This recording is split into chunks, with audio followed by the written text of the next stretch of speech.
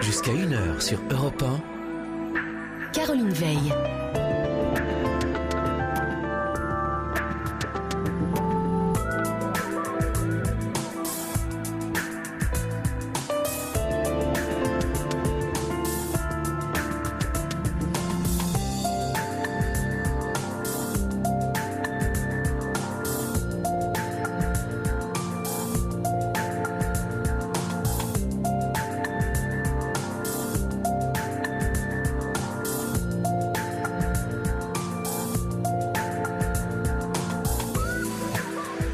Bonsoir à tous, bienvenue sur Europe 1 et bienvenue sur notre libre antenne. Le 39-21 vous accueille jusqu'à 1h.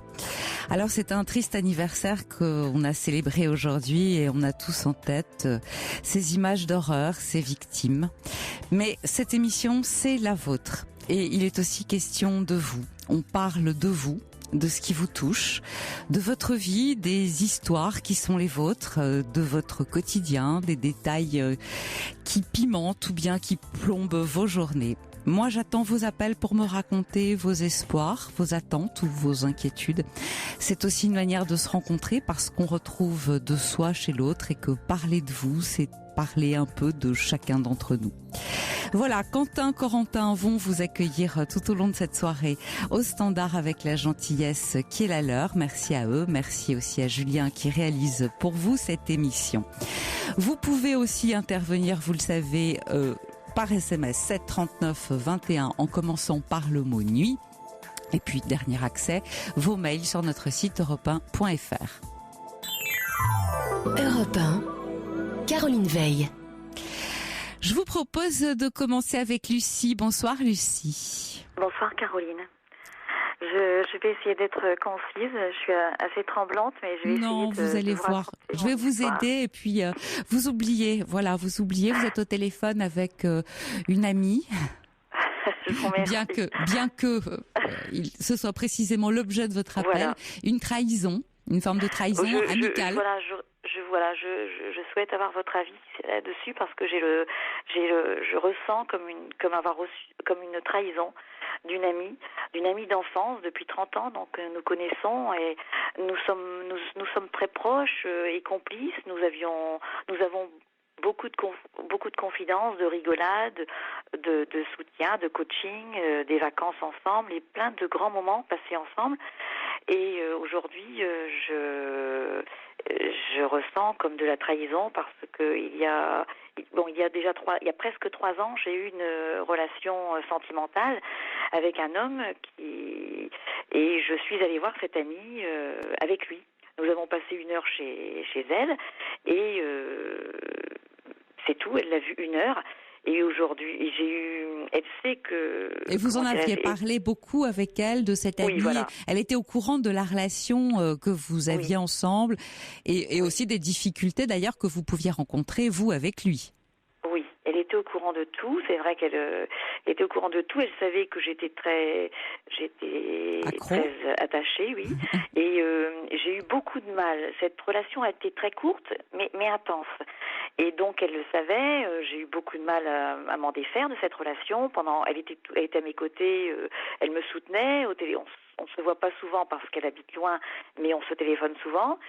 Et donc maintenant, ça fait presque 3 ans que cette relation que je suis allée avoir. Donc ça fait presque 3 ans que cette relation a commencé. Donc cette relation a duré 1 mois à peine. Donc voilà, ça fait presque 3 ans. Donc aujourd'hui, cette personne va chez mon ami, se pointe chez mon ami, soi-disant par hasard. Or, je ne crois pas du tout au hasard parce qu'elle habite dans un coin perdu et franchement, 3 ans après, il n'a pas pu retrouver ce coin. Donc vous croyez qu'il y est allé exprès?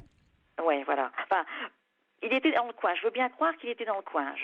Ça, je veux bien le croire. Et, je sais qu'il allait dans le coin auparavant, donc je veux bien le croire qu'il y était.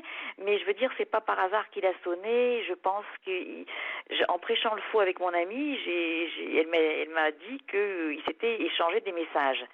Donc déjà là, échanger des messages, moi-même, je n'aurais pas pu. J'ai des principes et des valeurs aussi.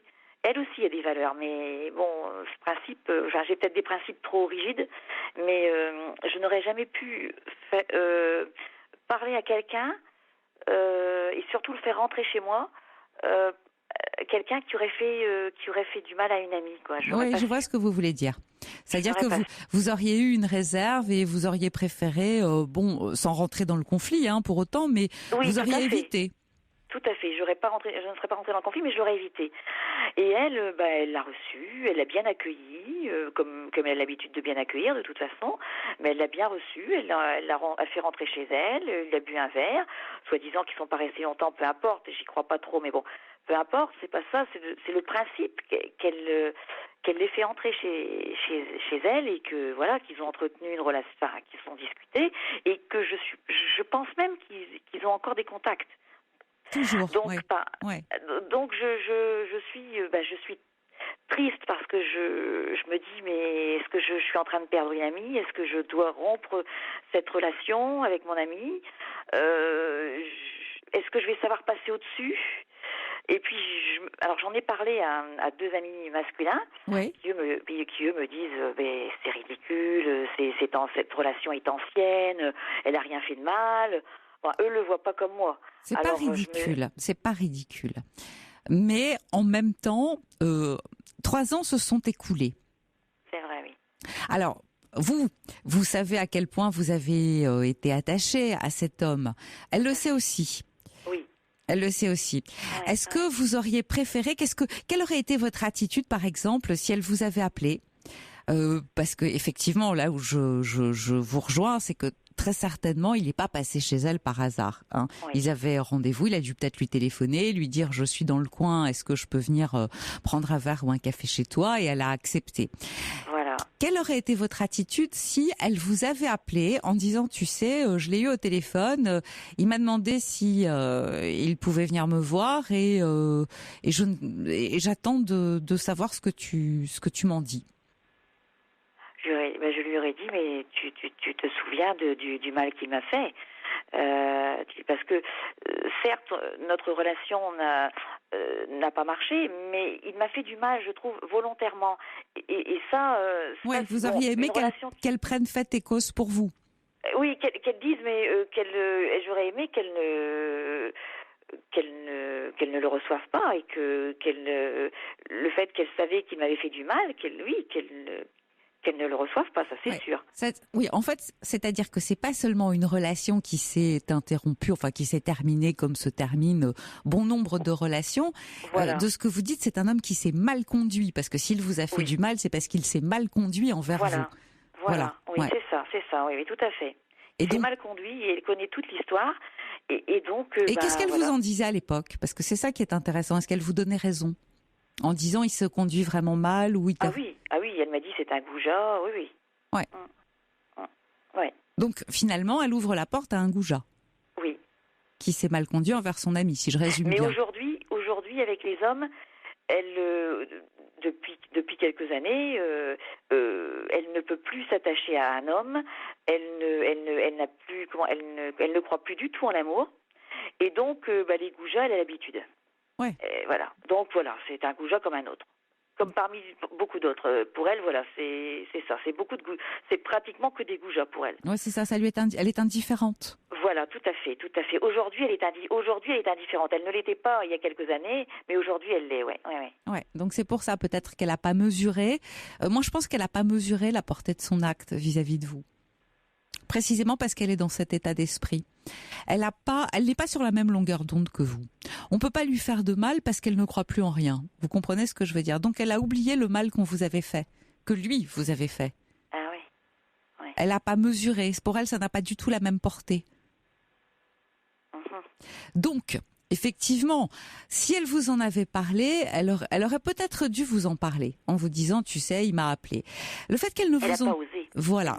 Mais justement, c'est ça qui est intéressant. Elle n'a pas osé. C'est que si elle ne... C'est qu'elle prenait conscience.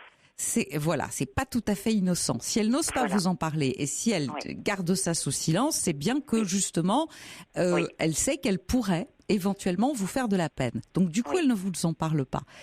Et est-ce qu'elle a été étonnée? Est-ce que vous avez une explication avec elle depuis? Écoutez, elle a essayé. je ne pouvais plus. Elle essayait de m'appeler, de m'envoyer des messages, je ne répondais plus, alors qu'on se correspond beaucoup. Donc elle s'inquiétait beaucoup. Elle m'appelait, je ne répondais plus, je ne pouvais plus parler. Vous lui en vouliez? Ah oui, vous lui en voulez. Oui, je lui en voulais. Je ne pouvais plus lui parler parce que je ne savais pas quoi lui dire. Je ne savais pas quoi lui dire. Genre, je ne pouvais pas. J'ai tellement eu mal de son attitude. J'ai tellement eu mal que je ne pouvais plus parler. En fait, c'est mépriser ce que vous avez ressenti et c'est considérer que ce qu'il vous a fait n'est rien. Oui. Ouais. Ah oui, oui. Ouais, voilà. C'est comme si elle cautionnait ce qu'il m'avait fait. Moi, non, c'est pas comme non, c'est pas. Elle le cautionne pas. Non, on peut pas dire qu'elle le cautionne. Je n'irai pas jusque là. Mais disons que elle relativise et elle diminue le mal qu'il vous a fait. D'abord à cause du temps, ça fait 3 ans. Oui. Et donc elle part du principe que sûrement vous ne souffrez plus parce que le temps a passé, que l'eau a coulé sous les ponts et que certainement, et j'espère pour vous, Lucie, que vous êtes passée à autre chose. Aujourd'hui, les blessures remontent à la surface aujourd'hui. Oui, mais évidemment. Est-ce que vous n'êtes pas depuis passé à autre chose? Est-ce que vous êtes dans une autre histoire? Est-ce que non, je ne suis pas dans une autre histoire, mais vous y pensez toujours? C'est toujours quelque part, oui. Ouais. Ouais. Malgré tout, oui. C'est encore très vivace, hein. C'est pas tout à fait cicatrisé. Je crois aussi que ça tient au fait que ça ne soit pas cicatrisé. Or, on est 3 ans plus tard, donc ça a ravivé la plaie, ça gratte là. Ouais. Et là, si vous voulez, elle m'a donc, je ne pouvais plus lui parler. Puis samedi soir, avant-hier, du moins, j'ai eu envie. J'ai dit, bon, il faut pas que je reste comme ça. Il faut crever l'abcès. Il faut comprendre. Faut lui parler. Donc je l'ai appelé. Et là, j'étais fort déçue parce que j'ai pas entendu ce que j'aurais voulu entendre. Elle disait pas grand chose. Elle me laissait parler, elle ne disait pas grand chose. Puis elle me dit, mais t'es plus amoureuse de lui? J'ai dit non, plus du tout. Non, mais il m'a fait mal. J'ai dit, toi, tu t'en souviens? Elle dit oui, mais ça fait longtemps. Et puis oui. Et puis comment dirais-je, lui par oui. Et puis donc là c'est là où je lui ai dit, mais je suis persuadée qu'il t'a écrit. Et alors elle m'a dit oui. Et elle me dit oui, mais tu sais, il a sonné vraiment. Je ne m'y attendais pas. Je ne l'avais même pas reconnu derrière la porte. Il m'a dit, mais tu te souviens de moi? Elle dit non. Et puis elle dit, c'est après qu'il m'a écrit. Après. Et moi j'ai tellement été saisie. Il n'a pas écrit avant? C'est ce qu'elle me dit, mais je n'y crois pas. Je pense qu'elle omet de me dire des choses et qu'il n'y a pas toute la vérité. Elle me dit, mais si j'avais su que ça te faisait tant mal, je t'en aurais même pas parlé. Alors là, ça m'a fait mal aussi. Ouais. C'est-à-dire qu'elle est en train de vous dire, tu sais, ce qui t'est arrivé, c'est pas grave, et puis de toute façon, c'est plus grave maintenant que tu n'es plus amoureuse de lui, et puis que le temps a passé. C'est ça. Elle est en train de vous dire que ce que vous avez vécu n'est pas grave, et c'est ce que vous ne supportez pas, et c'est ce qui provoque votre colère. C'est une forme de mépris que vous ressentez. Oui, peut-être, oui. En tout cas, moi j'ai l'impression d'abord que c'est pas complètement cicatrisé, mais la question que je me pose, parce que effectivement, il n'est certainement pas allé chez elle par hasard. Oui. Il avait certainement rendez-vous. Pourquoi elle le voit? Pourquoi va-t-il la voir?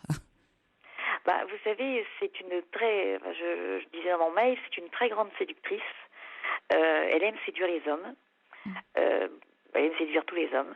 Et elle en a plusieurs à la fois. Oui, mais donc, séduire celui-là, c'est particulier. C'est se placer sur un terrain de rivalité avec vous. Oui. Je peux avoir ce que tu as eu, ou je peux même faire mieux que ce que tu n'as fait.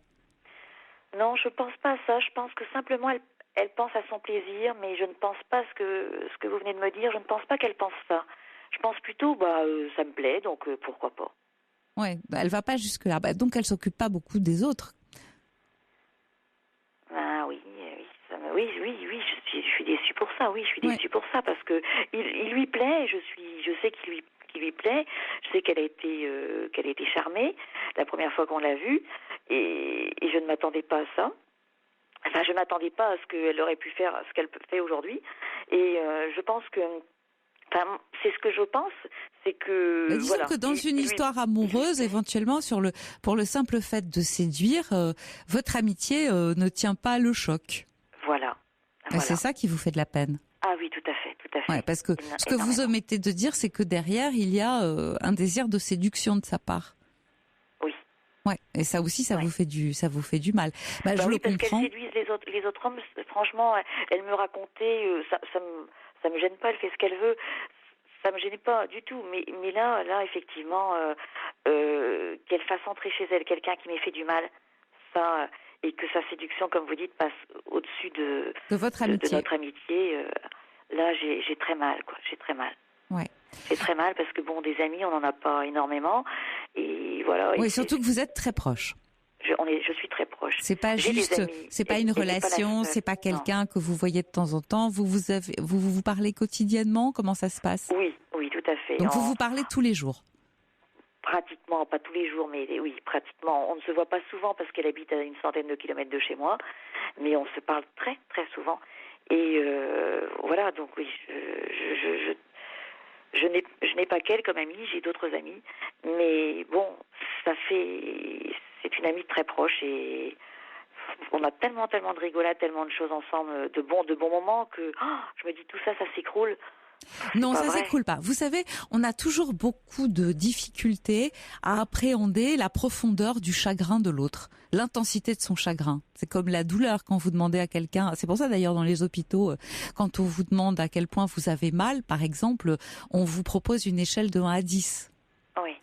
Parce que c'est difficile, quelqu'un en face de vous qui vous dit j'ai mal, on a du mal à mesurer l'intensité de sa douleur. Je pense qu'elle n'a pas mesuré l'intensité de la vôtre, tout simplement. D'abord parce que le temps a passé, ensuite parce que comme il vous a fait du mal, elle imagine que vous vous en êtes détaché.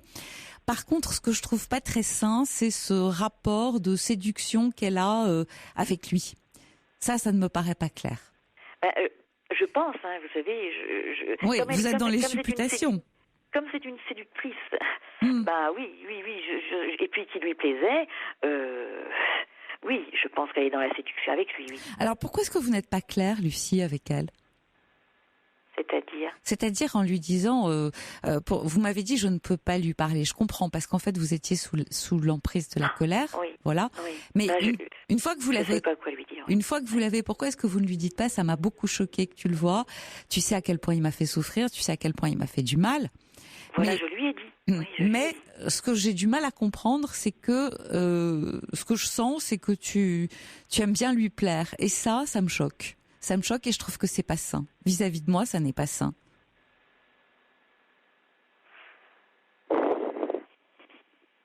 Vous auriez pu essayer ça. C'est pas tant ça qui me choque. C'est le fait qu'elle l'ait vu. Le fait qu'elle l'ait vu, si vous voulez, elle a relativisé votre douleur. D'une part parce qu'elle a du mal à s'imaginer, ensuite parce que elle ressent, et vous l'avez dit, avec beaucoup moins d'intensité la douleur que d'autres, c'est-à-dire qu'elle est indifférente. Peut-être qu'on lui a fait tellement de mal qu'elle s'est blindée et qu'aujourd'hui tout lui est indifférent. Donc elle a du mal à imaginer la profondeur du chagrin que vous avez pu avoir.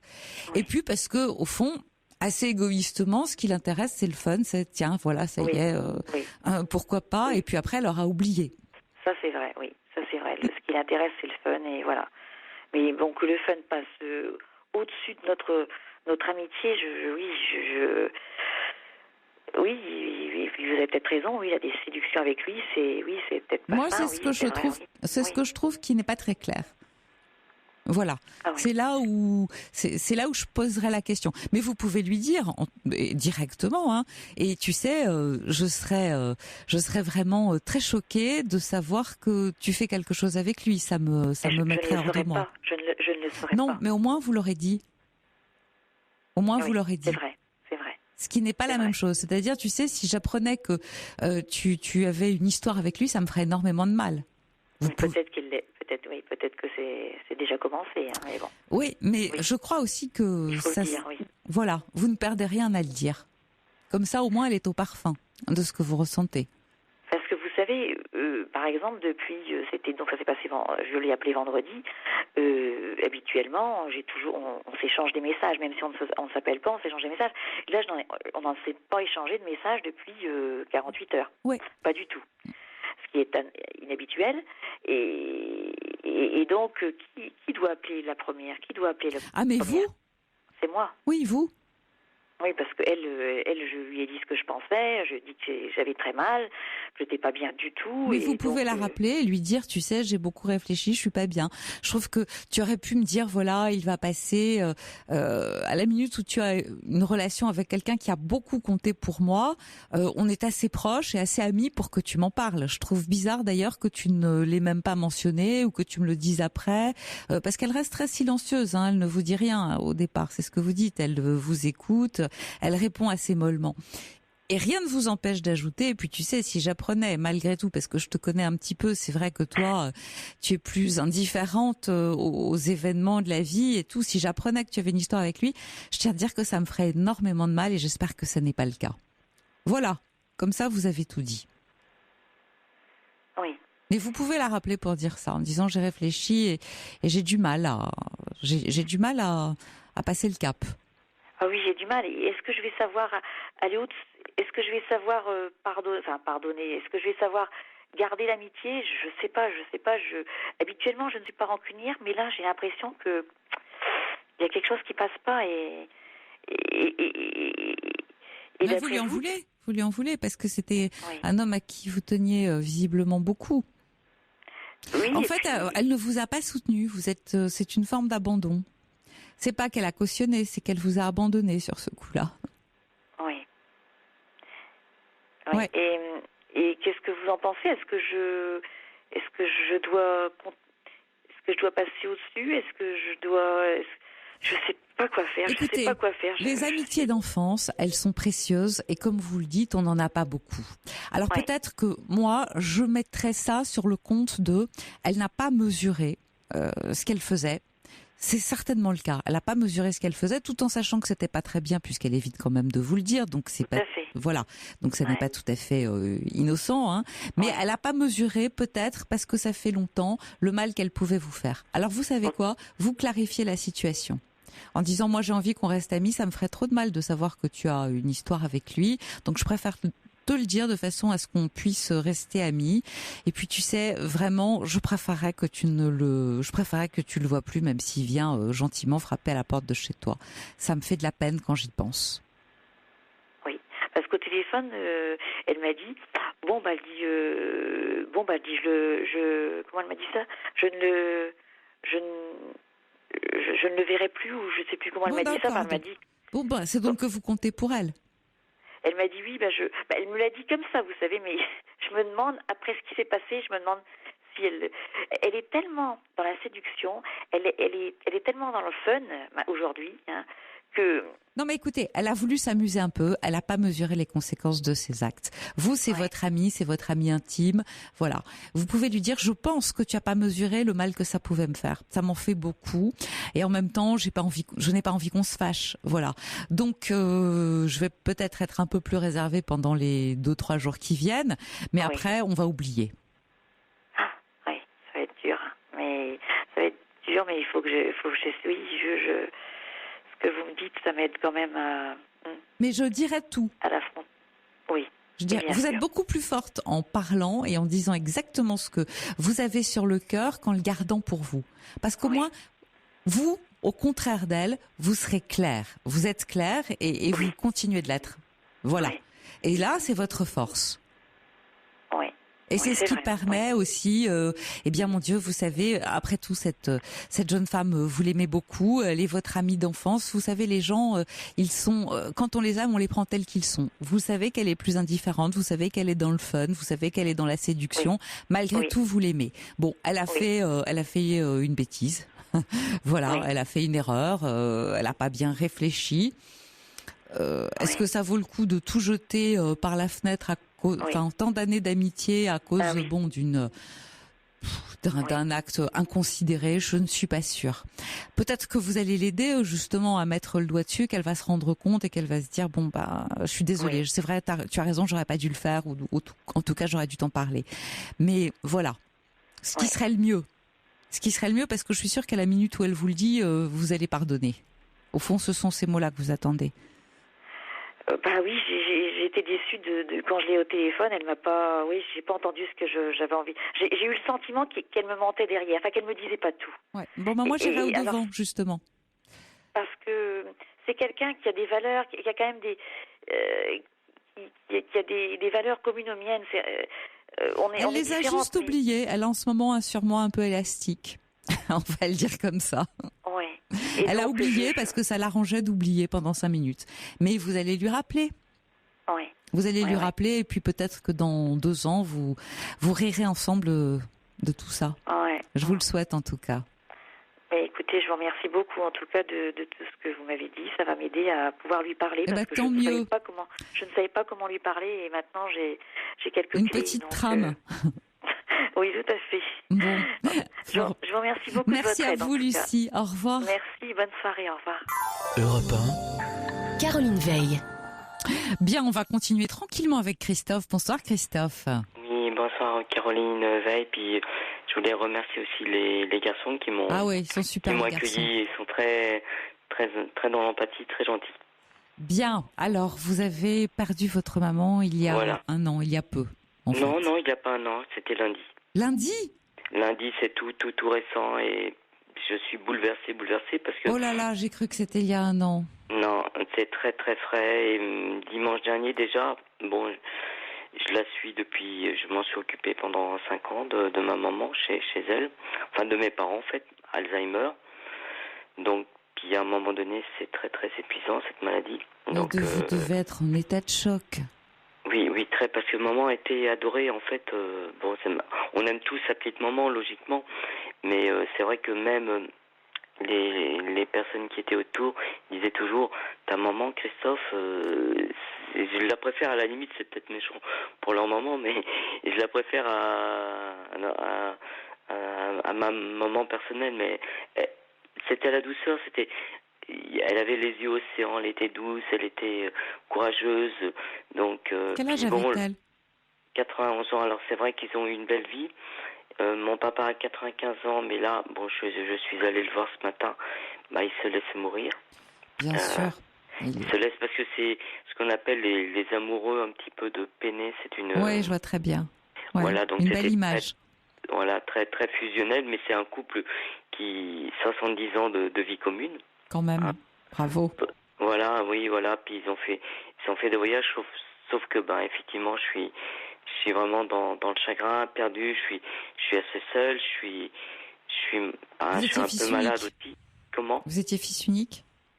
Non, j'ai un frère, j'ai une sœur, mais c'est moi qui a porté principalement mes parents, très très proche de maman.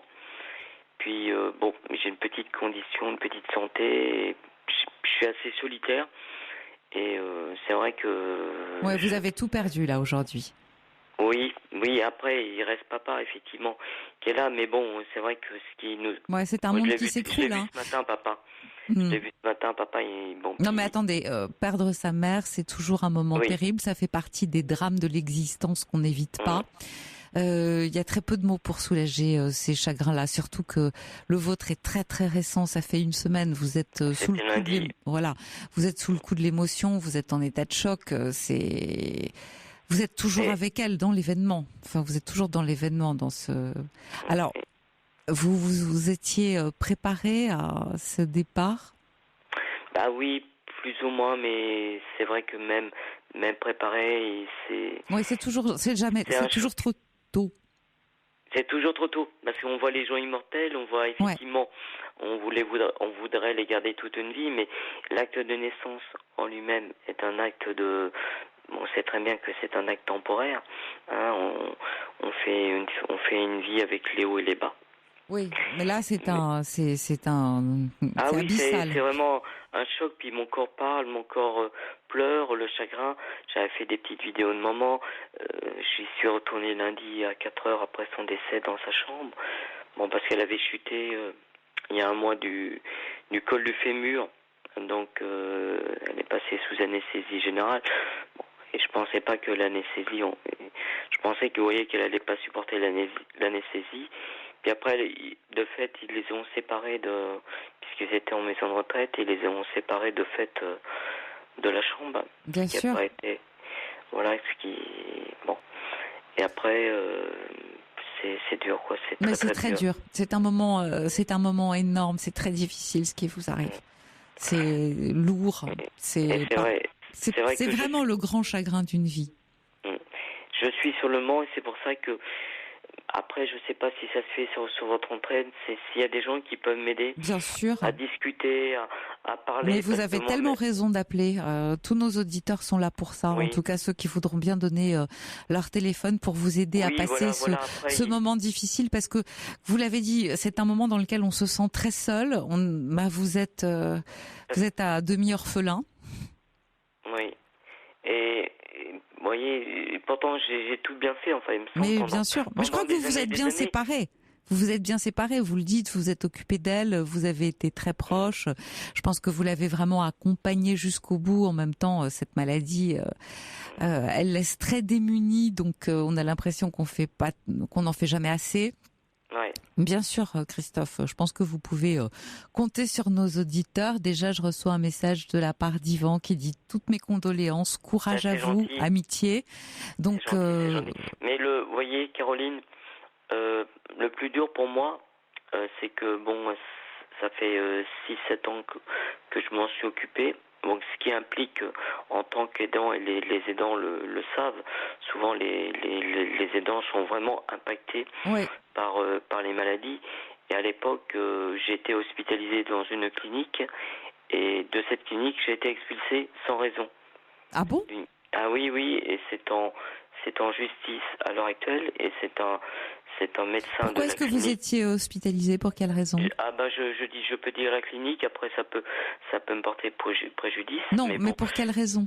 Pour quelle raison? Oui, la raison, c'est parce que j'étais épuisé psychiquement. J'étais en psychiatrie. Oui. J'étais en psychiatrie, j'avais un petit traitement psychiatrique. Après, j'ai eu une discussion parce que je suis quelqu'un qui... Bon, vous savez, souvent en psychiatrie, on donne des cachets plus ou moins forts. Après, voilà, bon, moi, j'ai une certaine culture. J'ai du répondant, je suis franc du collier. Voilà, je dis ma façon de penser, mais toujours diplomatement. Et un personnel ne l'a pas pris bien. Et ça a été une expulsion sur le champ. Donc, il ne se fait pas du tout. Et j'ai été condamné pour ça. Voilà, donc ce qui a fait... Ça a été radical, comme traitement. Ah oui, parce que... Et dans mon dossier, c'est un autre médecin qui m'a conseillé de porter plainte contre des agissements par rapport à la charte du médecin, par rapport à la dignité humaine. Oui, on aurait dû... La fragilité aussi, parce que... Oui, si vous êtes en psychiatrie, c'est parce que vous étiez fragile, justement. Oui, on n'est pas là par hasard. Dans ces moments-là, on tient compte aussi, il y a ce qui s'appelle la déontologie médicale, le serment d'Hippocrate. Voilà. Oui, tout à fait. Donc, bon, maintenant, j'en reviens à ma maman. Donc, c'est vrai que Yvette, ma petite maman Yvette, mon papa William.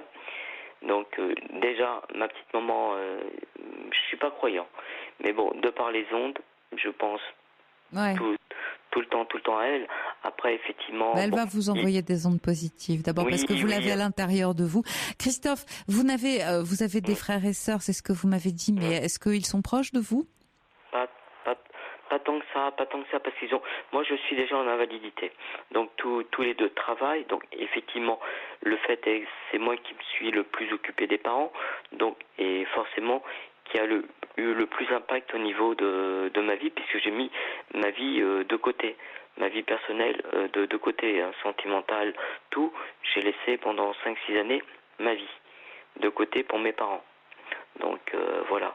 Oui, bien sûr. Vous êtes mis... J'ai 54 ans, donc c'est pas facile de refaire sa vie à l'heure actuelle. Bon, sachant que en plus je suis fatigué, je suis un petit peu usé. Donc, vous voyez, je lis beaucoup de presse alternative. J'ai même passé une annonce dans un journal alternatif en Suisse pour essayer de trouver un lieu de repos pour me refaire un petit peu vous du réseau retaper un social. peu. Ouais, puis pour vous retaper un peu aussi. Hein. Oui, voilà, revoir un petit peu parce que j'aime beaucoup la culture. J'aime, voilà, et bon après l'éthique que m'ont appris mes parents, la morale, bon c'est un petit peu d'où mon combat par rapport à ce qui s'est passé à la clinique. Donc puisque je trouve qu'il doit y avoir un minimum de morale. Ouais, alors je veux vous dire, je reçois des messages de nos auditeurs, un message de la part de Clélia qui dit les mères ne meurent jamais. Christophe, elles ne sont pas absentes, on peut les aimer et leur parler, elles sont juste invisibles. Voilà. Et puis un autre très gentil aussi de Marie qui dit je laisse mon téléphone pour Christophe et je lui présente toutes mes condoléances. Elle a laissé son téléphone. Donc voilà, nos auditeurs réagissent. Merci à eux. Je sais que je peux compter sur eux. Je les remercie du fond du cœur parce que je sais que tout le monde un petit peu a des aléas dans sa vie et que oui, il est vrai que. Mais c'est le but aussi de la libre antenne. C'est cette chaîne de solidarité. Voilà, d'entraide. C'est très très bien ce que vous faites. Christophe, je suis tout cœur avec vous. Je comprends votre chagrin. Ah oui, c'est frais là. En plus, c'est très frais. Puis il y a papa qui est derrière. Je l'ai vu ce matin. Puis bon, et dimanche dernier, j'avais l'intuition avec mon frère Pascal, parce que je devais aller voir maman ce jeudi dernier avec un ami. Et j'ai dit à Pascal, tu sais, ça serait peut-être bien qu'on y aille lundi. Donc lundi, on devait y aller à 4h. Puis moi, au retour de chez mon médecin, on m'a dit votre maman est décédée, quoi. Bon, ouais. Ça doit être très très dur. Alors, je voulais vous dire, pendant que vous me parliez, j'ai 2 téléphones qui sont arrivés pour vous. Jean-Michel, Yvan aussi, qui laisse le sien. Donc, nos auditeurs sont là. Voilà, si ça fait chaud au cœur de le voir.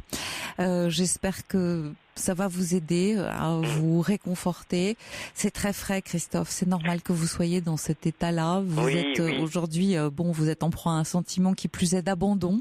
Elle est partie d'abandon, d'abandon aussi, parce que elle sait pas qu'elle l'a voulu, mais elle vous a laissé. Donc c'est difficile à vivre. Vous avez été fusionnel aussi. Un petit peu dans la culpabilité, parce que je me dis, voyez, elle est décédée lundi. J'aurais voulu être les 5 dernières minutes, la main dans la main avec elle. Et même ce matin, quand j'étais voir papa, il a fallu aller voir dans la chambre de maman et de mettre ses affaires dans des sacs poubelles. Ouais, c'est très dur. Oh là là. Que c'est avec toutes les chaussures, ses petits pantalons. C'est ce qui signe la vraie disparition. Ouais. Oui, voilà, vous voyez, parce qu'ils nous ont donné, on n'avait pas pensé, on n'avait pas assez de sacs et on a tout mis dans les sacs poubelles et c'était. Le symbole est dur. Le symbole est dur, voilà, tout à fait, mais bon. Le symbole est dur et difficile à passer. Oui, tout à fait. Christophe, je suis de tout cœur avec vous. On va vous donner hors antenne vraiment tous les téléphones et il y en a un certain nombre, je peux vous dire, pour vous de nos auditeurs qui sont prêts à vous aider à passer ce cap difficile. Et je vous remercie de votre appel et de la confiance que vous nous témoignez. D'accord, moi je vous remercie pour ce que vous faites pour tous les gens. Tous les soirs, que Caroline Dublanche et Sophie Peters. Voilà, tout à fait. Merci, j'embrasse Merci tout le monde. Christophe. Prenez soin de vous et bonne fête de fin d'année. Merci beaucoup. Au revoir. Au revoir. Le 39-21 toujours. Sophie maintenant avec nous. Bonsoir Sophie. Oui, bonsoir Caroline.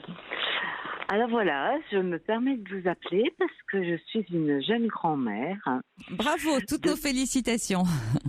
Oui, d'une belle petite fille et vraiment je suis comblée après 2 grands garçons que j'ai pu élever et voilà, oui, félicitations, sauf que malheureusement il y a des problèmes.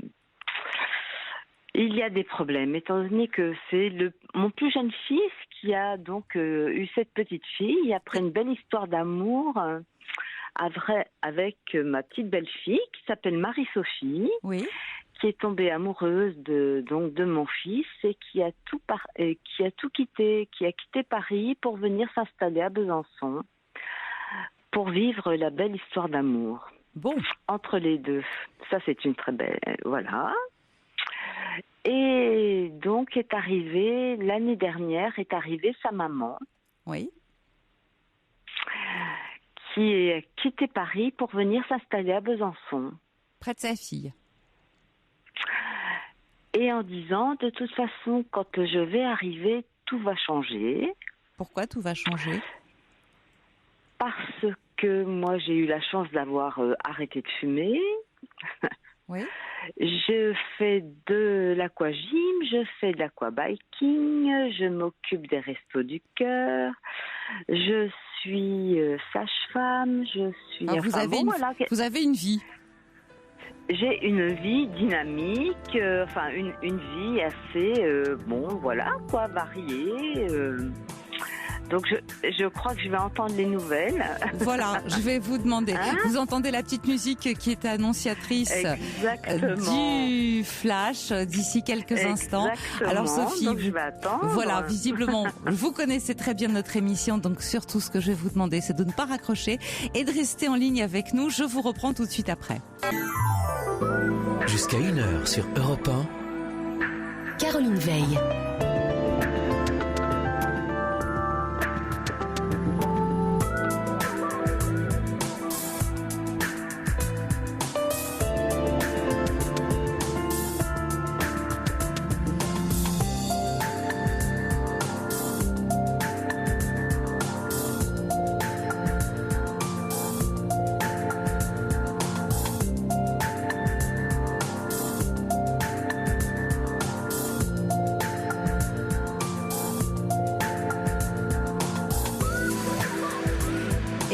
Continuez libre antenne toujours le 39-21 pour passer à l'antenne avec moi.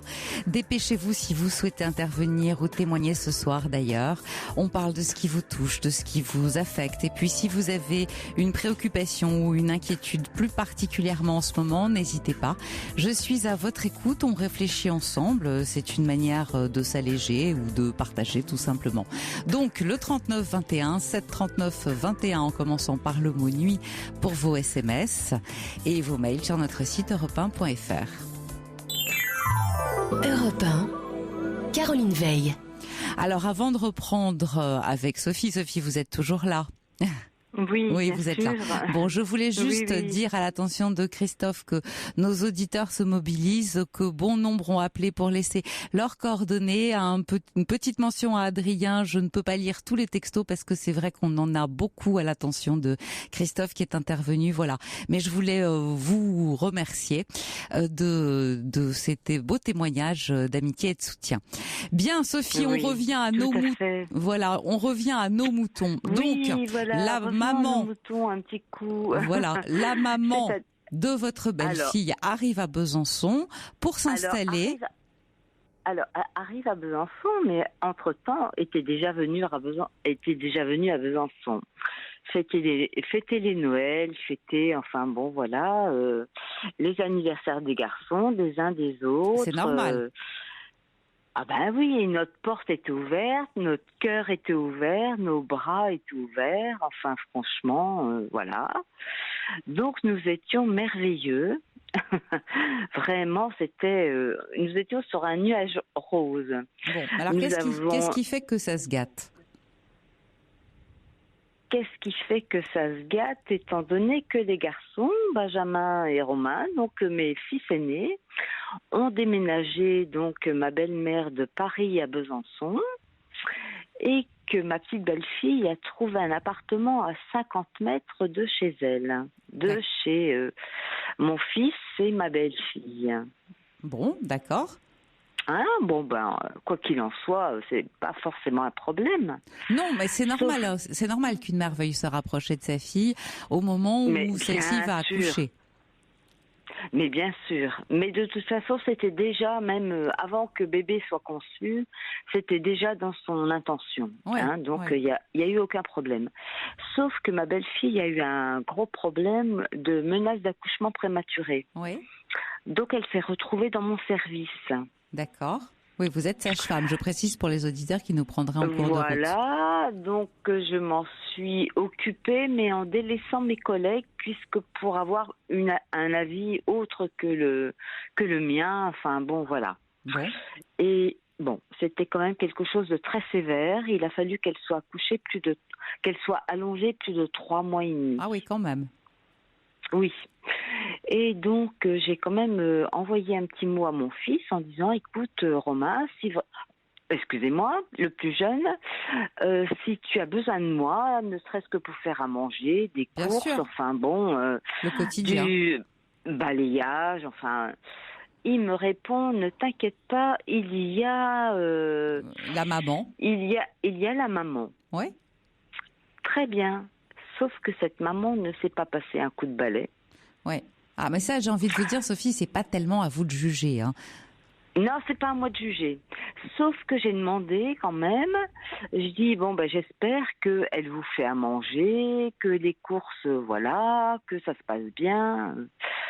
Et tout d'un coup, mon fils est arrivé un soir à la maison. Il m'a dit écoute maman, je n'en peux plus, je craque parce que ils ont un chien, Max, un malinois.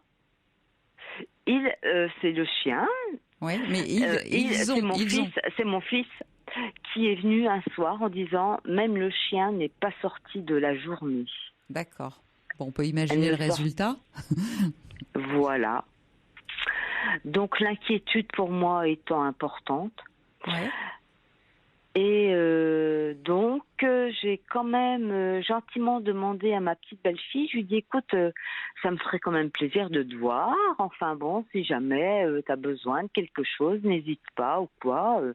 Elle me dit écoute, je t'enverrai un petit texto et comme ça tu pourras venir boire le café. Bon. Ce qui fait que j'étais en position d'invité. Oui, mais on est toujours invité chez ses enfants. On n'est jamais chez soi. On n'est jamais chez soi, d'accord. Mais j'étais toujours dans l'attente de ce message. Ouais. Un jour, bon, voilà. Donc, avec mon travail, avec mes activités, tel jour, telle heure, tu pourras venir boire le café. Oui, mais... Je comprends un petit peu que vous soyez votre déception, mais en même temps, voilà, Sophie, moi j'ai envie de vous dire, votre belle-fille, elle va accoucher. Vous savez comme moi que dans ces moments-là, on a terriblement besoin de sa mère et surtout de sa mère. Fait. Bon, je ne dis pas que vous ne soyez pas présente et que vous ne soyez pas animée des meilleures intentions. Bien sûr.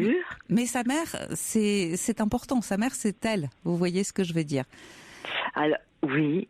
Sauf que sa maman a coupé les ponts avec sa fille quand elle avait l'âge de 11 ans. Mais c'était il y a longtemps. C'était il y a longtemps. Elle ne s'est absolument plus occupée d'elle. Sophie, je comprends que vous êtes dans le ressentiment, c'est-à-dire que vous avez dû peut-être avaler quelques couleuvres. Aujourd'hui, c'est aujourd'hui qui compte. Et aujourd'hui, elle est là, et elle est proche de sa fille. Elle est là. Bien sûr, tout à fait. Moi, j'ai envie de vous dire, tenez-vous à distance, ne vous en mêlez pas, surtout n'intervenez pas, ça va vous retomber dessus, mais alors avec une violence que vous ne soupçonnez pas. Parce que quand une jeune femme accouche, j'imagine que vous connaissez mieux que personne. Bien sûr, vous savez, tout à fait. Voilà, vous savez très bien dans ces moments-là que le lien du sang parle. Plus que tout, que c'est de sa mère dont on a besoin. Et même si cette mère n'a pas toujours été présente toute sa vie, c'est le moment et c'est le moyen, justement, de recoller un peu les morceaux. Voilà, de recoller les morceaux, de pouvoir se réconcilier. Et ça peut donner lieu à de très très belles retrouvailles aussi. Tout à fait. Tout à fait. Ça, je le comprends. J'ai peur que ça ne se retourne contre vous si. Je comprends que vous ayez un sentiment d'injustice en disant moi j'étais là, j'ai une vie, j'ai toujours été sympa avec elle, j'ai toujours. C'est même pas ça. J'ai donné ce que j'avais envie de donner, et sauf que ma petite fille, je ne peux pas la voir en tant que grand-mère, quoi. Ah bah ça c'est plus ennuyeux. C'est-à-dire, vous ne l'avez pas vue depuis qu'elle est née?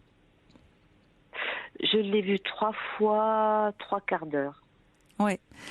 Écoutez. Parce que je me suis toujours effacée. C'est-à-dire que les week-ends, je n'allais jamais chez mes enfants pour qu'ils puissent se voir. Jamais je n'ai, vous êtes respectueuse. je suis très respectueuse, très bon, ben voilà, ils ont besoin de se voir, ils ont besoin d'avoir des choses à se dire. Et puis, voilà, un enfant, ça bouleverse aussi l'économie du couple, comme vous le savez, hein, mieux que personne, oui, encore une fois, parce que bien sûr, vous êtes témoin de cela très souvent, puisque c'est votre métier. Bien sûr. Et vous avez raison. Moi, je vais vous dire, je crois que de toute façon, cette petite fille, forcément, vous serez sollicitée. Ça, vous pouvez compter dessus. Peut-être que la maman, bon, dans un premier temps, elle va être beaucoup là, et on le comprend. Mais bien sûr, sur la distance, je ne crois pas que vous serez privé parce que on a toujours besoin d'un coup de main. C'est ce que je lui ai dit une fois que mon fils a eu ses jours de paternité, étant donné que il y a eu un clash quand même au restaurant où ils ont été mangés tous les trois, ma belle-mère, mon fils et ma belle-fille ont été mangés au restaurant. Ma belle-fille étant partie aux toilettes, parce que bon voilà, bébé appuyé sérieusement. Et de ma belle-mère dit à mon fils, mais tu trouveras pas trop long que 11 jours de paternité, ce sera pas trop long pour toi d'être à la maison? Oui, mais c'est normal qu'elle pose ce genre de questions. Il faut bien alimenter la conversation d'une part. Non. C'est tu vas m'empêcher d'aller chez ma fille. Est-ce que c'est pas vous qui interprétez? Non, c'est lui qui l'a interprété. Ah oui, lui peut-être qu'il l'a interprété comme ça, mais peut-être qu'il s'est trompé. Peut-être qu'il s'est trompé. Si vous voulez, dans ces moments-là, on dit que les hommes ont un peu... Mais je ont un peu moins leur place. Ce que vous êtes en train de me dire, mais moi j'ai peur pour vous. J'ai peur pour vous parce que non, mais je vous le dis sincèrement, parce que elle est la femme, parce que elle est la femme de votre fils. Voilà. Bien sûr. Donc c'est avec lui, enfin c'est avec elle qu'il dort et c'est avec elle qu'il se réveille. Donc ils ont bien entendu une intimité et je dirais que c'est lui, il va forcément être influencé par elle, par son interprétation à elle, par ses jugements. Et j'ai peur que vous ne preniez cher, je vous le dis sincèrement. J'ai peur, voilà, j'ai peur que vous ne preniez cher si vous êtes trop intervenante. Là, tout de suite au départ. Je pense que je ne suis pas intervenante puisque je suis comme un boulot qui tend le dos. C'est-à-dire que comment vous dire, je me suis sentie invitée, chose que j'ai faite, et je tends le dos. On me dit non, viens pas aujourd'hui, viendra plutôt demain. Donc je viendrai demain. Oui, je tends le dos. Je fais pour vous faites bien pour que les choses se passent bien. Ouais. Mais vous avez parfaitement raison. Vous avez parfaitement raison parce que vous savez comment ça se passe chez un jeune couple. Un jour oui, un jour non, et puis on est un peu déboussolé par la venue de ce bébé, par tout ce que ça sollicite autour. On change d'avis. Il y a l'énervement, la fatigue, l'anxiété aussi. Pourquoi il pleure? Pourquoi est-ce qu'il a pas pris son lait? Enfin, elle en l'occurrence. Est-ce que voilà. Donc, si vous voulez, moi je serais vous dans un premier temps, je m'effacerai et j'attendrai gentiment qu'on vienne faire appel à moi, ce qui ne sera pas manqué, parce que sur la distance, vous êtes forcément gagnante, mais pas si vous êtes dans la revendication. Je suis dans le... Comment vous dire? Et je comprends votre déception, hein. Je suis... c'est atteint au plus profond de moi-même. Vous êtes vexée. Vexée dans la mesure où je suis...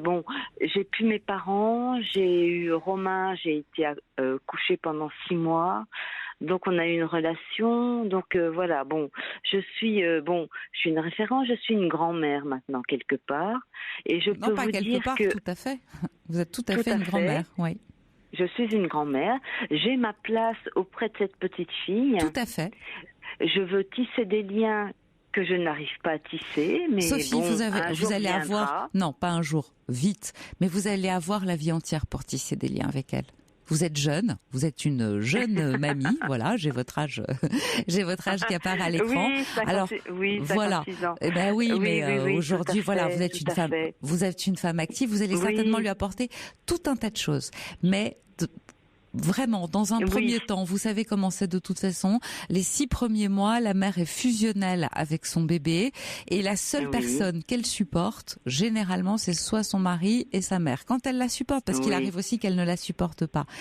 Un jour ou l'autre, on va faire appel à vous. Quoi qu'il arrive, faites-moi confiance. Mais avec réticence si vous êtes en colère. Je comprends, hein, vous êtes vexé. Non, je suis pas en colère. Comment dire, les larmes me viennent facilement vous êtes parce triste. que ça secoue beaucoup de choses, hein, le fait de passer de maman à grand-mère aussi. Il faut pas l'occulter, ça. Oui. Oui, c'est-à-dire que oui, on passe de l'autre côté d'un seul coup aussi.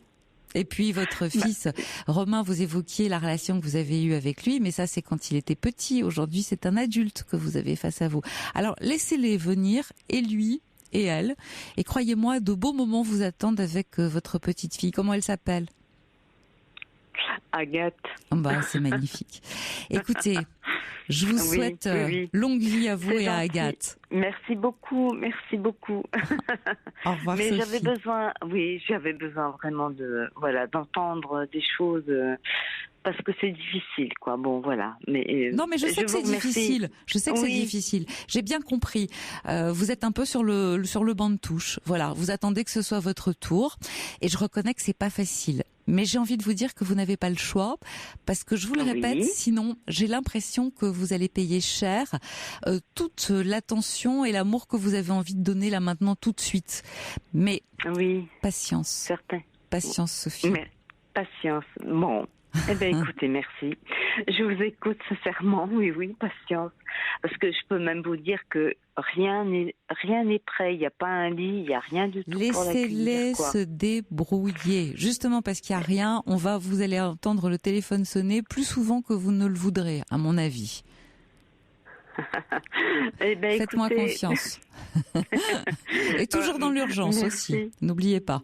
Bien sûr, oui, forcément. Non, mais il fallait que je vous en parle parce que vraiment, vous avez bien fait. Ça me tient à cœur et voilà. Voilà. Puis je sais trop bien les liens qui puissent se tisser dès le début. Non, là tout de suite, à quelques jours, c'est pas ça. C'est à 3 semaines. Vous savez comme moi qu'avant les 6 premiers mois, il se passe pas grand-chose. Mais après, elle va vous reconnaître très vite, croyez-moi. D'accord. Rappelez-nous d'ici quelques temps pour nous donner de bonnes nouvelles. Sans problème. Et merci de votre optimisme. Ça me réjouit le cœur. Je vous remercie beaucoup infiniment. Au revoir. Infiniment. Merci. Au revoir, Caroline. Et merci encore. Alors je reçois un SMS de la part de Maury qui dit: vous soutenez les mères des filles et moi j'ai 3 garçons, qu'ai-je de moins? J'aime autant mes fils et mes petits-enfants que l'autre maman et je me sens aussi brisée. Maury, je voulais vous dire non, je ne soutiens pas les mères des filles, mais en revanche on est dans ce moment très particulier qu'est l'accouchement, juste après, parce que la petite fille a 3 semaines, et que c'est vrai que pour une mère qui vient de mettre un enfant au monde, on a souvent besoin d'un rapprochement avec sa propre mère, et c'est aussi un moment où on règle des conflits. Vous avez raison, qu'est-ce que vous avez de moins? Absolument rien. Vous êtes la grand-mère au même titre que la grand-mère, j'imagine, de votre belle-fille, et bien sûr que vous aimez vos petits-enfants autant qu'une autre grand-mère peut le faire. Donc vous avez raison aussi de vous manifester. Je parlais juste de cette période très particulière qui est post-accouchement. Voilà, Anna pour continuer avec nous maintenant. Bonsoir Anna. Oui, bonsoir Caroline. Alors vous réagissez par rapport à un témoignage tout à l'heure, notre premier témoignage, où la jeune femme, notre auditrice, disait qu'elle avait été très perturbée et déçue par la réaction de son amie, qui avait été d'accueillir son ex-compagnon, qui l'avait pourtant terriblement fait souffrir, et de l'avoir reçu pour prendre un verre et qu'elle échangeait avec lui, enfin qu'elle était en relation avec lui. Donc vous vouliez réagir par rapport à ça et nous parler, je crois, de votre propre histoire. Oui, tout à fait. Qui est ? Alors, je vous laisse nous la raconter. C'était un ami que moi, j'ai vécu avec lui pendant plus d'1 an. Donc, et cet ami-là en question, c'était une amie aussi que je connaissais depuis un moment. Et je suis allée à sa noce. Et c'était à l'étranger. Oui. Et cette personne-là, finalement, elle a détourné, tout en étant mariée, qu'elle venait de se marier, ça s'est passé quelques jours, pour devenir la maîtresse de mon ami. Oh là là. Voilà. Et oui, tout à fait. Ah oui. Ça fait bobo. Oui, ça fait très mal, oui. Ouais. Alors, je voulais mettre en garde cette personne, vu mon expérience, mais ce sont des choses qui arrivent malheureusement très souvent. Oui, mais attention, on n'en est pas là. On n'en est pas là. Non, mais je pense que cette personne, elle a eu de la chance d'être avertie et ça en était aperçu. Parce que cette personne, elle peut le jouer des tours. Oui, non, mais on n'en est pas là. Malgré tout, l'autre, son amie l'a appelé, elle l'a assailli de messages, et puis elle voit bien que quelque chose cloche finalement dans la relation, et elle a même dit, si c'est comme ça, je ne le verrai plus, si vous avez bien écouté le témoignage de Lucie. Donc je pense qu'on n'est pas encore tout à fait dans le même cas de figure. Je dois dire que ce qui vous est arrivé à vous, c'est particulièrement cruel. C'est vrai, c'est-à-dire que vous étiez amie avec cette femme, et puis au fond, elle vous a volé votre compagnon. Enfin, elle vous a volé. On ne vole rien à personne. On ne vole rien à personne. C'est pas ça que je veux dire. Mais en réalité, c'est le sentiment que vous avez. Oui, mais d'avoir accepté que cette personne-là qui va l'avoir et boire un verre, moi je pense que la moindre des choses, ça aurait été qu'elle appelle à son amie de dire voilà. Elle aurait pu. Je suis d'accord avec vous. Elle aurait pu appeler. Ouais. Mais je reconnais aussi que c'est vous parce que vous avez eu une expérience très malheureuse. Je comprends que vous soyez aussi réactive et sur la réserve. Bien sûr, vous avez été traumatisée, donc votre réaction s'entend parfaitement.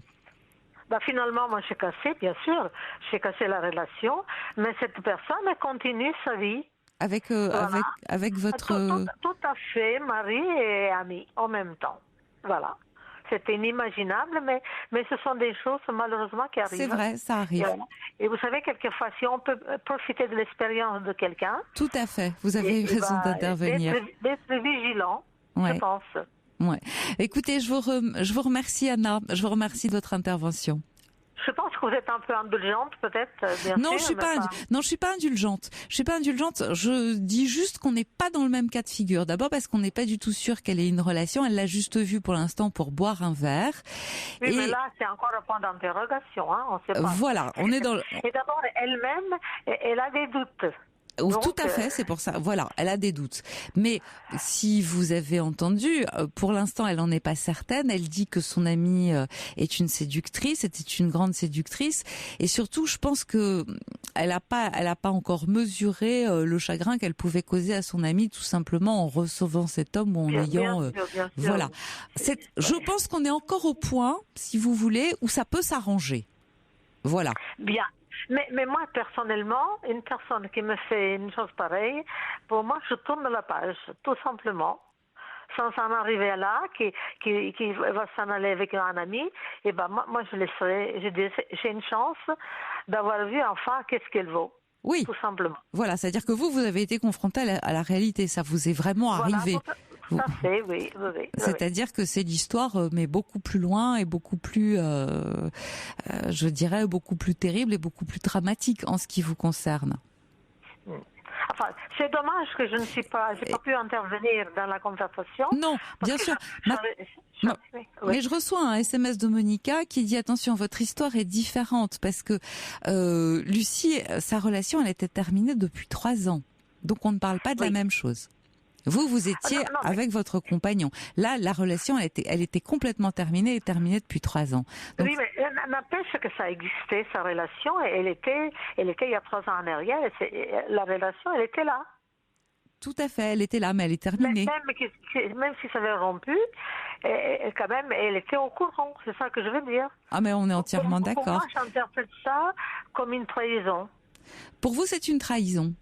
Oui, tout à fait, oui. Ouais. Donc, et c'est une chance que ça en était aperçu parce que je pense que si elle continue comme ça, avoir cette relation. C'est une amie de tous finalement. Et un jour, Attention, elle ne s'en est pas aperçue. C'est son ami qui a téléphoné pour le lui dire et lui en parler. Mais en plus, encore, vous voyez, ça prouve qu'elle a pas la conscience tranquille, parce que si elle n'aurait rien à se reprocher, elle aurait appelé de dire, tu sais, finalement, l'ami que tu connaissais qui a 3 ans, écoute, ça peut te surprendre, mais voilà qui m'a appelé, par exemple. Mais c'est exactement ce que je lui ai dit, et je lui ai dit que le fait qu'elle ne lui en parle pas, effectivement, c'était pas tout à fait anodin ni innocent. Donc je suis d'accord avec vous. Ouais. Mais on n'en est pas non plus au même point que vous. C'est-à-dire que pour l'instant, on suppose qu'elle n'a pas de relation avec lui. Et Lucie, très certainement, elle va pas tarder à être au courant de ce qui est ou de ce qui n'est pas. Enfin, j'aurais bien voulu qu'elle entende ça, parce que, vous savez, ce qui arrive aux uns, peut arriver aux autres. Hein. Tout à fait. Voilà. Tout à fait. Mais c'est d'ailleurs ce qu'elle craint. C'est pour ça qu'elle a appelé. Voilà. Caroline, je vous remercie. Merci Anna de votre intervention. Oui. Voilà. Bon courage. Merci. Bonne continuation. Au revoir. Au revoir. Au revoir. Jusqu'à 1h sur Europe 1. Caroline Veil. Michel avec nous. Bonsoir Michel. Oui, Caroline. On a été coupé. Alors vous êtes vous aussi grand-mère et votre petite fille a 8 ans. Oui. Et votre fille, dites-vous, a rencontré des problèmes psychiques. Oui. Est-ce que vous pouvez développer? C'est par rapport à elle. Enfin, voilà, elle peut pas s'occuper de sa fille en fait. Hein. Elle a été comment dire. Elle a été hospitalisée? Oui, elle est en psychiatrie. Il y a un suivi, elle a un traitement, mais ce qui fait que elle est trop fragile pour pouvoir s'occuper à plein temps en fait d'un enfant. Voilà, même si elle est très gentille, elle est adorable, mais elle n'a pas les capacités en fait. Et donc vous prenez le relais? Voilà, donc en fait, ma petite fille, en fait, elle a 8 ans, elle a vécu jusqu'à 4 ans et demi avec sa maman, et puis pendant 3 ans, elle a été placée dans une institution, dans un foyer. D'accord. Elle a été retirée de chez sa maman, et depuis septembre dernier, en fait, donc j'avais fait des demandes. Elle vit à mon domicile. Ouais. Et voilà, et dans le terme en fait exact, c'est je suis tiers digne de confiance. D'accord. Voilà. Donc ça se passe bien, hein, le quotidien, tout ça, je sais faire. Enfin voilà, j'ai eu 2 enfants avant, puis voilà, elle va à l'école, elle a les activités, de la gym, de la piscine, tout est mis en place, le suivi, les médecins, enfin voilà, tout ça, je sais bien gérer en fait. Bon. Voilà, ça me pose pas de problème, mais c'est comment me positionner en fait, parce que normalement, une mamie, avant, c'était même quand elle était placée, ou même avant, quand elle était chez sa maman, j'étais vraiment la mamie, c'est-à-dire elle venait régulièrement, même quand elle était en institution, elle venait un week-end sur 2 à la maison, mais je n'étais que mamie. En fait. Oui, mais même vous si êtes toujours bien, mamie. Mais je n'avais pas le côté, le rôle de l'éducatrice, en fait. Oui, tout à fait. Ouais. Voilà. Et là, j'ai des doubles, triples, posture en fait, et je me pose des questions par rapport à ça, parce que des fois je voudrais être que la mamie, parce que c'est tellement agréable d'être mamie. Ouais, mais vous en avez maintenant et la garde et la charge. Voilà, et ça me pose pas, Non, mais le quotidien, vous assurez. La question c'est, écoutez, vous êtes sa grand-mère, c'est-à-dire que vous êtes la maman de sa maman. Alors peut-être que la chose à lui dire, c'est ta maman t'aime énormément, mais en ce moment elle est fragile, elle est fatiguée et elle n'a pas toute la force nécessaire qu'il faut pour s'occuper de toi. Donc c'est moi qui le fais. Ça elle le sait, ça c'est des propos. Voilà, elle a été accompagnée aussi par un psychologue. Donc quand elle était en institution, en fait, au foyer. Ouais. Donc tout ça elle le sait. Bon. Donc tout ça, c'est, j'ai l'impression que ça, pour elle, en fait, c'est très clair. Bah voilà. Alors pourquoi voulez-vous vous poser plus de questions qu'elle ne s'en pose? Parce que je me pose des questions. Non, mais c'est une façon de parler, bien sûr, et vous faites, et on est là justement pour échanger là-dessus. Écoutez, quoi qu'il arrive, précisément parce que c'est très clair dans la tête de votre petite fille, vous êtes à votre place. C'est-à-dire qu'elle a très bien compris qu'aujourd'hui, c'est vous qui prenez soin d'elle. Donc elle vous voit, d'après ce qui est exactement comme ce qui est marqué sur le papier, vous êtes celle en qui elle peut avoir toute confiance. Voilà, vous êtes la personne référente, vous êtes celle à qui elle peut, auprès de qui elle peut aller librement. Bien sûr que vous suppléez à la mère. Bah oui, beaucoup, parce que voilà. Faire les câlins, mais une grand-mère, c'est aussi tout ça. C'est aussi tout ça. Comment vous imaginiez une grand-mère? Quelle a été votre relation, vous, avec votre grand-mère? Moi, j'ai une belle relation, en fait, des relations très sympas, mais j'y allais pas, j'y allais aux vacances, c'était, je faisais du tricotin, je faisais du crochet, je faisais manger des crêpes, c'était une belle relation, une relation très sympa, mais... Mais votre mère s'est occupée de vous? Comment? Votre mère s'est occupée de vous? Ah oui. C'est toute la différence. C'était une famille nombreuse, on était 6. Non, elle était très, très maternante, même très. Ouais. Donc, non, pour moi, l'image de la grand-mère, puis même j'ai vu ma mère avec ses petits enfants. Ouais. C'était vraiment la grand-mère, quoi. Oui, mais vous étiez là aussi. Oui, j'étais là, mais elle n'avait pas le rôle d'éducatrice. Elle nous a toujours laissé élever nos enfants comme on voulait. Elle s'est jamais initiée dans nos vies en nous disant c'est pas bien. Si on avait fait quelque chose, si on avait mis un enfant en danger, elle nous l'aurait dit tout de suite. Bien sûr. Mais sinon, elle nous laissait. Moi, on m'a jamais dit c'est bien, c'est pas bien. Elle me faisait entièrement confiance. Ouais, mais aujourd'hui, puisque votre fille n'est pas à même de pouvoir s'occuper elle-même de sa fille, mais je crois que c'est là ma difficulté, en fait, c'est peut-être d'accepter que ma fille n'est pas capable, en fait. Exactement. J'ai envie de dire, c'est vous qui jouez le rôle de la mère. Même si vous êtes sa grand-mère, c'est vous qui jouez le rôle de la mère parce que votre fille, pour des raisons qui lui sont propres, n'est pas capable d'assumer ce rôle-là, cette fonction-là. Donc cette petite, il faut bien qu'elle s'élève, il faut bien qu'on l'éduque. Eh bien, c'est à vous et puis j'imagine que vous l'avez demandé, c'est à vous qu'il revient de le faire. Donc oui, vous jouez le rôle de la mère. Si c'est votre question. On dit qu'il ne faut pas prendre le rôle de la mère. Mais on dit qu'il ne faut pas le prendre. C'est important de ne pas prendre le rôle de sa maman. Mais c'est pas le prendre. Sa mère, si vous voulez, j'imagine que malgré tout, elle a tout l'amour de sa mère. Oui. Elle a compris que sa mère était dans l'incapacité de jouer, d'occuper la fonction qui est la sienne.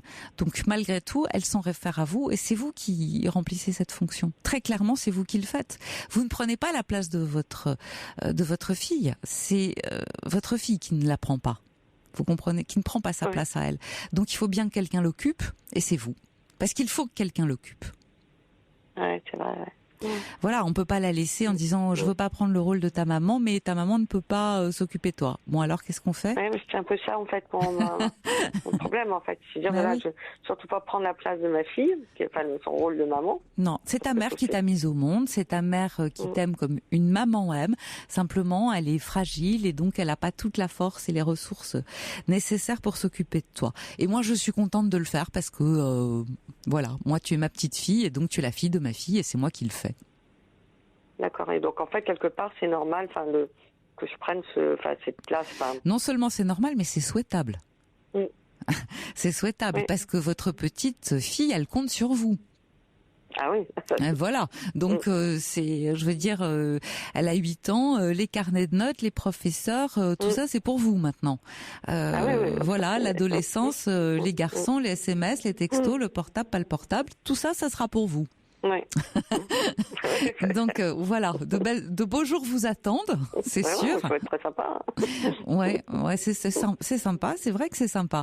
Et puis parce que ça maintient, on est obligé de rester jeune avec tout ça.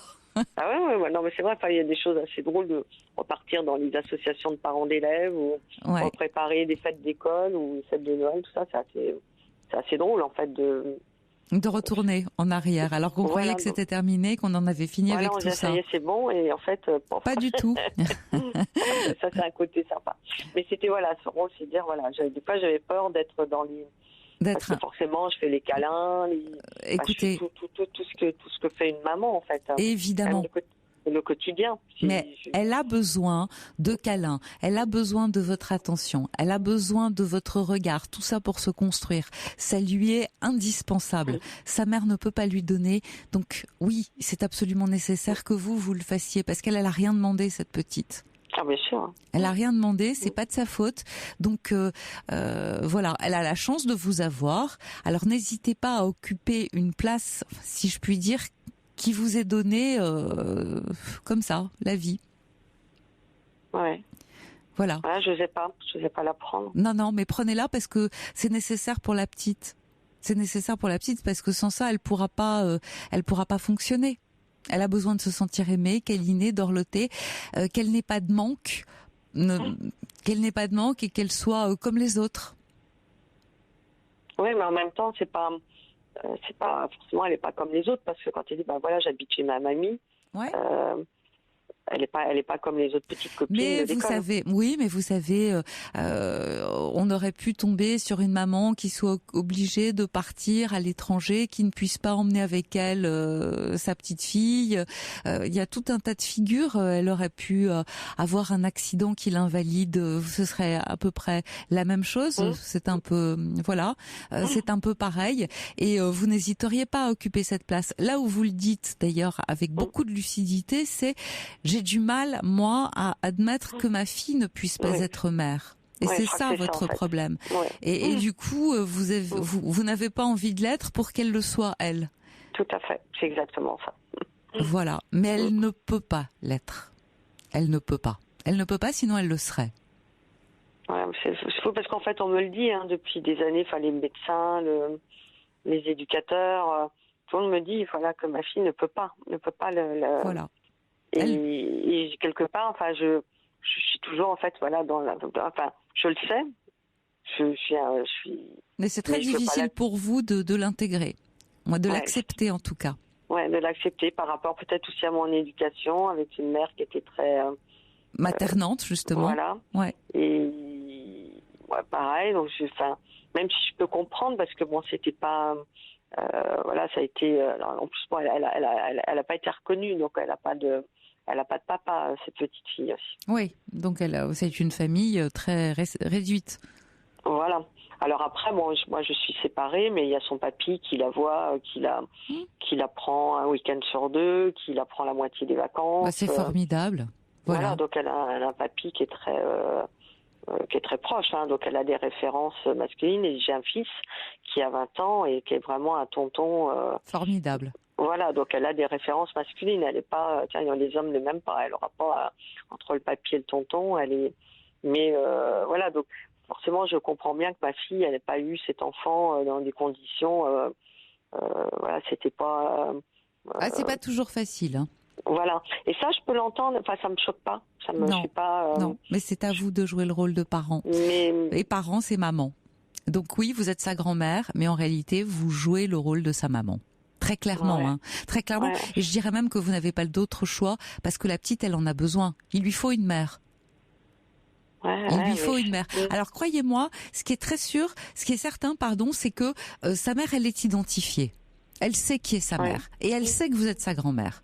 Mais elle sait aussi et elle attend de vous que vous jouiez ce rôle-là. Que vous occupiez cette place-là. Qu'elle attend ça de moi, qu'elle m'en voudra pas. C'est une évidence. C'est une évidence. Et votre fille, à mon avis, elle vous en sera reconnaissante aussi un jour. Ouais, même si ça doit être difficile pour elle d'accepter de voir ça. Même si c'est difficile, elle doit tout de même penser « heureusement que j'ai ma mère ». Voilà. Donc n'hésitez pas, allez-y. Oui, par la force des choses, vous êtes la maman. Vous jouez le rôle vous n'êtes pas la maman, mais vous jouez son rôle. D'accord, vous jouez son rôle. Vous jouez son rôle, vous occupez cette fonction et vous n'avez pas d'autre choix que de le faire. Sinon sans culpabilité, quoi. Voilà, parce que sinon votre petite fille, elle va être malheureuse. D'accord. Ouais. Ouais, je voyais pas je m'autorisais pas, en fait. Je m'autorise pas. Non. À ça. Non, parce que ça a à voir avec accepter que votre fille ne puisse pas être mère. Donc, alors que c'est compliqué. Je reçois un SMS de la part de Monica qui dit vous allez rajeunir de jour en jour. Super. Je vais rajeunir, mais... Voilà, vous allez faire des jalouses bientôt. Et puis il y a un autre qui dit il y a beaucoup plus de grands-mères qu'on ne penserait faisant office de mère, par exemple dans le cas de mères séparées qui travaillent trop pour être toujours là. Voilà. Mais vous, c'est plus que de donner un coup de main. Hein, soyons clairs. C'est beaucoup plus que de donner un coup de main. Vous remplissez complètement le rôle de la maman. Eh bien, c'est comme ça. Oui, et puis je vois aussi des fois, enfin, par exemple, dans des magasins, enfin, quand les gens qui nous connaissent pas, en fait, des fois, on pense que c'est ma fille, en fait. Oui, bah c'est bien que. Donc, c'est déjà que vous jouez ce rôle. Voilà, mais vous pouvez préciser. Si vous pouvez dire non, moi je suis la mamie ou moi je suis sa grand-mère. Je me dis non, je suis la grand-mère, voilà. Mais bon, des fois, c'est dit tellement vite, c'est pas dans des endroits où on n'a pas le temps de. Oui, mais c'est pas grave, parce que le plus important, votre petite fille, elle sait très bien qui est qui.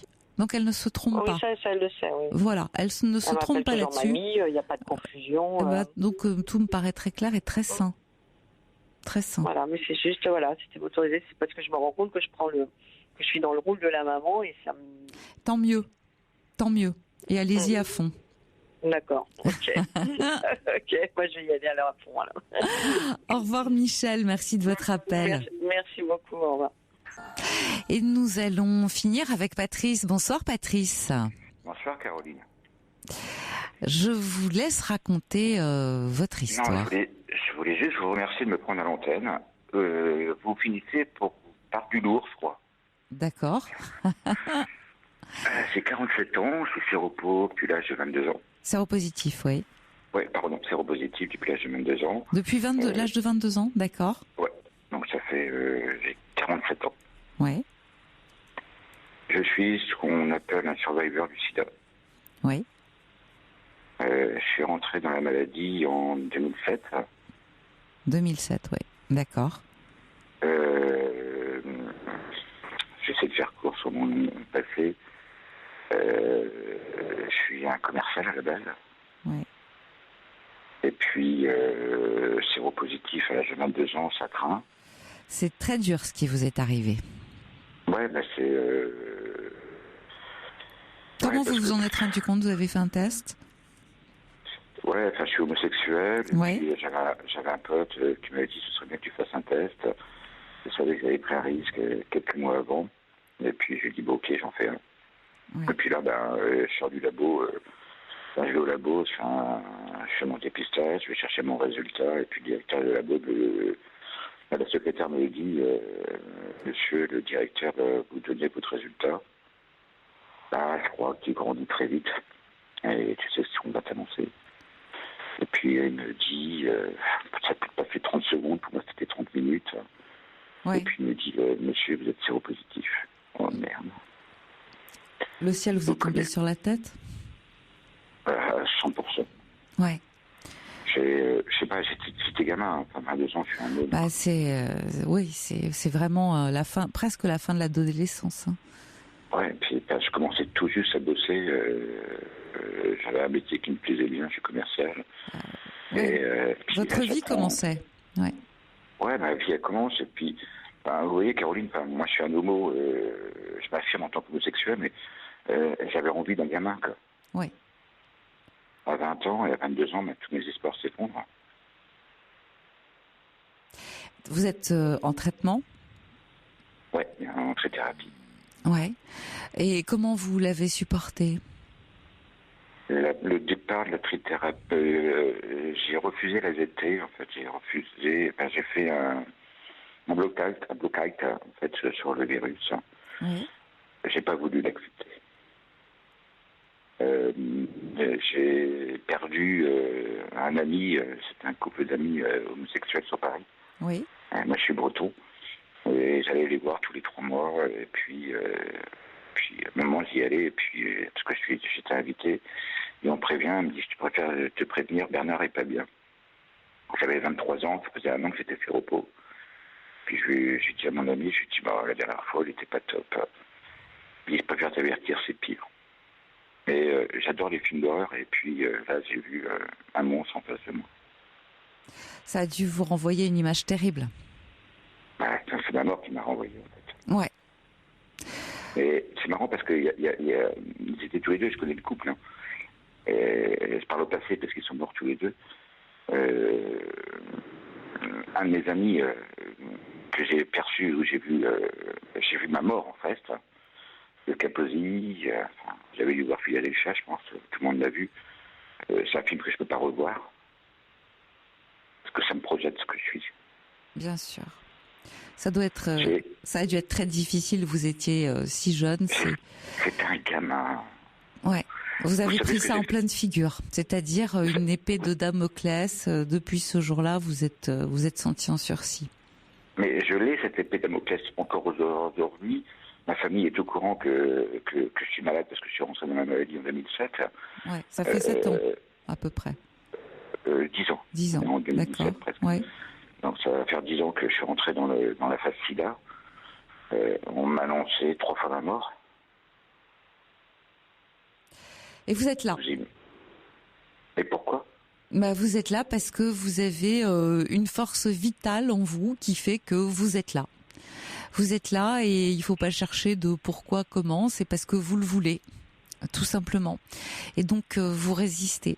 Je voudrais savoir, Patrice, comment est-ce que votre famille a pris cette annonce de la maladie ? Est-ce que vous êtes soutenu ? Est-ce que vous avez du monde autour de vous ? Non. Personne. Alors, je vais vous expliquer.